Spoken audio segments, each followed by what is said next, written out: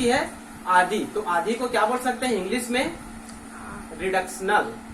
क्या बोल सकते हैं? रिडक्शनल। और उसके बाद सेकंड म्यूसिस में और आधी नहीं होती है, तो इसको क्या लिख दिया हूं मैं? देखिए म्यूसिस सेकंड में इक्वल, मतलब पहली में क्या होती है? आधी, तो उसको क्या लिख दिया हूं मैं? रिडक्टर। क्या लिख दिया हूं? रिडक्टर, रिडक्शनल। और आधी नहीं होती है सेकंड में, तो उसको क्या लिख दिया हूं मैं? Equal. Clear?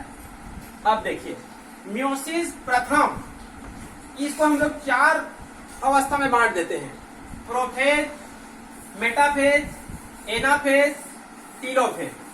Prophase, metaphase, anaphase, telophase, मतलब जो 100% है उसको 25, 25, 25, 25 4 अवस्था में बांट देते हैं, मतलब 25, 50, 75, 100। ठीक है। एक सामान्य है प्रोफेज मतलब प्रारंभिक भाग, मेटाफेज मतलब मध्य भाग, एना मतलब मध्य से पीछे, और टीलो मतलब टेल से बना हुआ है लास्ट भाग। क्लियर? तो क्रॉसिंग ओवर देखिए, प्रोफेज दिख रहा है ना, प्रोफेज अवस्था, प्रोफेज, इसको हम लोग 5 उप अवस्था में बांट देते हैं। कितने उप अवस्था में बांट देते हैं? 5। इसको याद करके रखेंगे आप लोग। पहला interphase, meiosis first, meiosis second, meiosis first के अंतर्गत prophase, metaphase, anaphase, telophase. Prophase के अंतर्गत 5 उप अवस्था याद करके रखेंगे, इस शब्द को याद रख लेंगे: leptotene, zygotene, pachytene, diplotene, diakinesis. 5 उप अवस्था को याद करके रखेंगे। प्रोफेज के अंतर्गत 5 उप अवस्था है। क्या क्या है? Leptotene, zygotene, pachytene, diplotene, diakinesis. ये 5 उप अवस्था प्रोफेज के अंतर्गत पाई जाती है: leptotene, zygotene, pachytene, diplotene, diakinesis. Clear? अब इतना याद करने के बाद इस चित्र को उस पर बैठाइए दिमाग में। ये होमोलोगस क्रोमोसोम है। ये क्या है? ये गुणसूत्र है, समजात गुणसूत्र। समजात गुणसूत्र किसको कहेंगे हम लोग? जब 2 गुणसूत्र एक समान रहेंगे, 2 गुणसूत्र एक समान रहेंगे, तब उसके लिए कौन सा शब्द उपयोग करेंगे हिंदी में? समजात गुणसूत्र। इंग्लिश में क्या कहेंगे? Homologous chromosome. जैसे कि ये देखिए दोनों उंगली एक जैसे है ना, सेम, तो दोनों को हम लोग क्या बोल सकते हैं? समजात। और ऐसे करेंगे दोनों एक समान नहीं है, तो इसको हम लोग समजात नहीं कहेंगे। ठीक है। तो देखिए लेप्टोटीन, लेप्टोटीन में ये क्रोमोसोम अलग है और ये क्रोमोसोम अलग है। देखिए दोनों आपस में जुड़े हुए नहीं है, लेकिन दोनों एक जैसे दिख रहे हैं कि नहीं दिख रहा है? मैं कलर इस कारण अलग किया हूं केवल समझाने के लिए। कलर अलग इस कारण किया हूं कि केवल इसको दिखाने के लिए या समझाने के लिए। क्लियर? तो देखिए ये भी गुणसूत्र है और ये भी गुणसूत्र है, और दोनों गुणसूत्र एक समान है, तब इसको हम लोग क्या बोलेंगे? समजात गुणसूत्र, होमोलोगस क्रोमोसोम। ठीक है जी। लेप्टोटीन में देखिए दोनों अलग अलग है। लेप्टोटीन में दोनों क्या है? अलग अलग है ना। उसके बाद जाइगोटीन, जाइगोटीन में दोनों आपस में मिल जाती है। पहले अवस्था में दोनों क्या है? अलग अलग। दूसरे अवस्था में दोनों क्या हो जाती है? मिल जाती है। तो दोनों मिलती है, उसको हम लोग क्या बोलते हैं इंग्लिश में? कपलिंग। क्या कहते हैं? कपलिंग। हिंदी में क्या बोलते हैं? युग्मन, मतलब जोड़ी बनाना। तो पहले में देखिए दोनों अलग अलग है, दोनों में एक दूसरे में क्या हो जाती है? जुड़ जाती है, जोड़ी बना लेती है। उसको हम लोग क्या बोलेंगे? कपलिंग, युग्मन की क्रिया। अब इसमें देखिए ये सबसे महत्वपूर्ण है, पेकिटीन अवस्था में क्रॉसिंग ओवर होती है।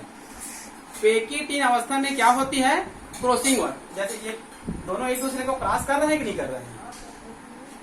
ये क्रॉस का चिन्ह हो रहा है कि नहीं हो रहा है? तो इसको हम लोग क्या बोलेंगे? Crossing over. मतलब यहीं पर जीनों का क्या होगा? आदान प्रदान होगा। आप लोग को पहले मैं बताया हूं ना, क्रोमोसोम में क्या होती है? जीन। जैसे मान लो हमारे शरीर में कितने क्रोमोसोम हैं? 46। कितनी है? 46। और जीनों की संख्या कितनी है? मान लो 40,000। ठीक है। तो ये क्रोमोसोम है, ये क्या है? क्रोमोसोम। तो 46 क्रोमोसोम है और 40,000 जीन है। तो एक क्रोमोसोम में ये जीन है, ये क्या है? ये जीन। तो एक क्रोमोसोम में सामान्य रूप से कितनी जीन हो सकती है?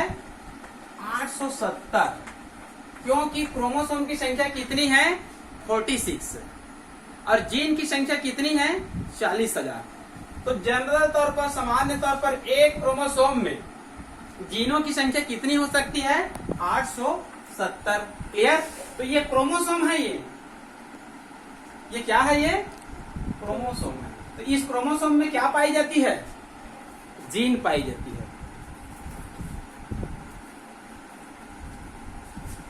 ये क्या है क्रोमोसोम। तो इसमें क्या पाई जाती है सब जीन है। ये सब क्या है, ये जीन है। ये क्या है सब जीन है। तो यहां पर दोनों के बीच में क्या हो रहा है जीन विनिमय, जीनों का आदान प्रदान। क्रॉसिंग ओवर कौन सी स्टेज में होती है याद रखेंगे इसको, ऑब्जेक्टिव विशेष रूप से पूछा जाता है। क्रॉसिंग ओवर की क्रिया कौन सी स्टेज में होती है पेकिटीन। अब उसके बाद देखिए डिप्लोटीन। अब इसको अलग अलग कर दीजिए आप लोग। इसको क्या करेंगे यहाँ पर अलग अलग, तो अलग अलग करेंगे तो ऐसे अलग होगा इस प्रकार से, मतलब ये ऊपर चला जाएगा और ये नीचे चला जाएगा। तो देखिए ये जो येलो कलर बनाया था ना, ये येलो कलर है, और ये जो कहना चाहिए लाल कलर गुलाबी कलर का था, ये लाल गुलाबी, ये इसमें आ जाती है। सॉरी, ये देखिए पूरा ये लाल कलर है। ये क्या है, ये लाल कलर, और ये क्या है, ये पीला कलर।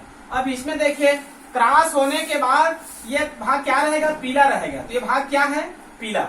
और ये कहना चाहिए इनका जो लाल गुलाबी कलर है इसमें आ गया। ठीक है जी। ये भाग क्या है, लाल है, तो ये लाल है, और इसका ये जो कहना चाहिए जो पीला कलर है ये इसमें आ गया। तो यहाँ पर जीनों का आदान प्रदान हुआ कि नहीं हुआ, ऑटोमेटिक हो गया। क्लियर। लेकिन ये अभी भी कुछ बिंदु द्वारा जुड़े हुए पाए जाएंगे। उस विशेष बिंदु को कहा जाता है काइज़मा। क्या कहा जाता है विशेष बिंदु को, काइज़मा। और उसके बाद लास्ट स्टेज है डाइकाइनेसिस। डाइकाइनेसिस, इसमें दोनों पूरी तरह से क्या हो जाती है, एक दूसरे से अलग हो जाती है। जब पूरी तरह एक दूसरे से अलग हो जाती है तो इसको इंग्लिश में कहा जाता है टर्मिलाइजेशन, उपांति भवन, ऐसे टाइप का टर्मिलाइजेशन या टर्मिनलाइजेशन। ठीक है। जब दोनों पूर्ण रूप से अलग हो जाती है उसको हिंदी में उपांति भवन ऐसे टाइप का, और इंग्लिश में क्या कहा जाता है, टर्मिनलाइजेशन। तो यहीं से क्वेश्चन आता है, अधिकांश व्यापम में भी आता है, नीट वगैरह में भी आता है, पहले कहने चाहिए पीएमटी होता था उसमें भी आता था। कैसे क्वेश्चन आता है बता रहा हूं यहाँ पर मैं, जो विशेष रूप से कहना चाहिए नीट का एग्जाम दिलाना चाहते हैं। लेप्टोटीन में देखिए दोनों होमोलोगस क्रोमोसोम क्या है, अलग अलग है। जाइगोटीन में दोनों आपस में क्या हो जाती है, जुड़ जाती है। तो यहाँ पर युग्मन की क्रिया किसमें हो रही है, जाइगोटीन में। याद रखेंगे युग्मन, साइनेप्सिस, कपलिंग। आप युग्मन कहिए, साइनेप्सिस कहिए या कपलिंग कहिए, किसमें होती है, जाइगोटीन में। पैकेटीन में क्या होती है, क्रॉसिंग ओवर की क्रिया होती है। पैकेटीन में क्या होती है, जीनों का आदान प्रदान होता है। क्लियर। डिप्लोटीन में क्या होती है, आदान, क्रॉसिंग ओवर के जस्ट बाद एक दूसरे से अलग होना प्रारंभ करते हैं और एक दूसरे से अलग भी हो जाते हैं, लेकिन एक बिंदु द्वारा जुड़ी हुई पाई जाती है। उस बिंदु को क्या कहा जाता है, काइज़मा। तो काइज़मा किसमें बनती है, डिप्लोटीन में। लास्ट में स्टेज होती है पांचवा, डाइकाइनेसिस। इसमें होता है टर्मिनलाइजेशन। इसी को कहना चाहिए, रेगुलर जो व्याख्याता का भर्ती हुआ था परीक्षा उसमें पूछा गया था उपांति भवन, टर्मिनलाइजेशन इसमें से किसमें होती है, 4 अवस्था दे दिया गया था। ठीक है। तो उसमें कहना चाहिए टर्मिनलाइजेशन किसमें होती है, डाइकाइनेसिस में होती है। क्लियर। अब ये कहना चाहिए क्रॉसिंग ओवर लगभग आप लोग इसी को बनाएंगे, आता है तो। अन्य पुस्तकों में थोड़ा सा हार्ड चित्र दिया गया है, इसमें मैं क्रॉसिंग ओवर होने से पहले आपको पहले मैं फंडामेंटल बताया हूँ, आधार बताया हूँ कि वास्तव में कहना चाहिए क्रॉसिंग ओवर होता कहाँ पर है। तो होता कहाँ पर है, मियोसिस डिवीजन में। मियोसिस डिवीजन में मियोसिस 1, मियोसिस 2, और सबसे पहले होता है इंटरफेज, यहाँ पर विश्राम अवस्था। क्लियर। अब देखते हैं पुरानी पुस्तक में दिया गया था types of crossing over. Types of crossing over, नई पुस्तक में कहना चाहिए टाइप्स ऑफ क्रॉसिंग ओवर नहीं दिए गए हैं। तो टाइप्स ऑफ क्रॉसिंग ओवर बता रहा हूं मैं सामान्य रूप से, mono crossing over, di crossing over, poly crossing over और सोमेटिक क्रॉसिंग ओवर पुरानी पुस्तक में दी गई थी। क्लियर? तो इसका अर्थ यह होता है, मान लो